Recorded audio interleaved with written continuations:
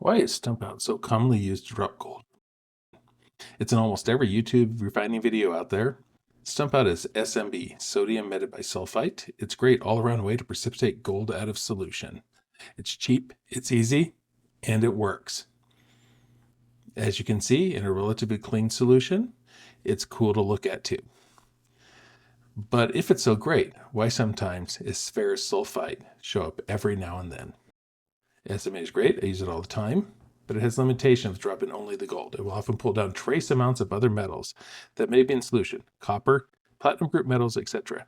Some of these can be cleaned out later, some will just keep following the gold. So enter ferrous sulfate, aka iron sulfate, aka cuprous. As a precipitant, it is very selective for the gold and only the gold. So I might use it every time. It also has drawbacks. It requires preparation, which I will cover in this video. Much bigger volumes are needed, and washing is more involved. Both of these end up in more time, more effort, and more waste solution. That said, it is readily available, it's inexpensive, and it's effective. All of these you see showing up on the video right now are available on Amazon for relatively low prices.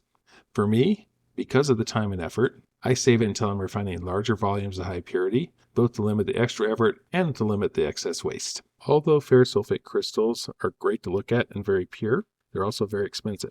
In this video, I'm going to go through how to take the less pure garden level or other ferrous sulfate and prep it to ensure a very clean and pure drop of pure gold.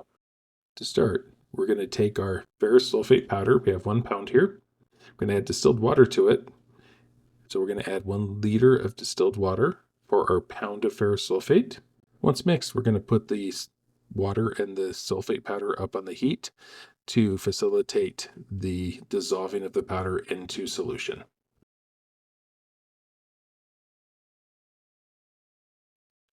We'll give it a good stir to get it well mixed. So the one thing with ferrous sulfate is it can come in a couple of different states. It can be in an oxidized state, which will cause it to be kind of this brown color we're seeing here, and that will do us no good for gold precipitation. Or it can come in a fresh state, which will be a nice green color. Adding hydrochloric acid will take the oxidized and turn it into that fresh state. So just a little bit of hydrochloric and you can see the difference. Regardless of the color of the solution, it is cloudy, it's murky, there are clearly solids floating in it. So we're going to go ahead and filter that solution. And we're going to filter it probably a couple of times till we get a nice clear solution, much like we do with our gold solutions.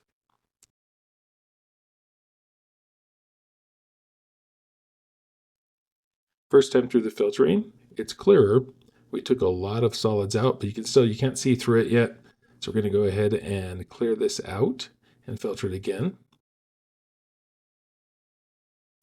And again with ferrous sulfate, rather than using distilled water and diluting it, we're going to rinse out the beaker with hydrochloric acid, which will just continue to freshen up this sulfate and make sure it is really ready to go for precipitating the gold as we go forward.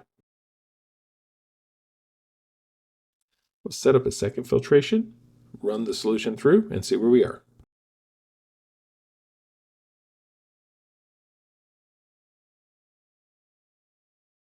So after that second filter, you can see we have a nice clear green, bright green solution, and we're ready to precipitate our gold. We'll stir up the gold solution to keep it moving well, and this is where ferrous sulfite volume comes in. It takes approximately 5.8 or 6 grams of ferrous sulfate for each gram of gold we expect. And in our case, we're expecting almost 2 troy ounces. So we're going to need about 3/4 of a pound or about 3/4 of what we have prepared to precipitate our gold.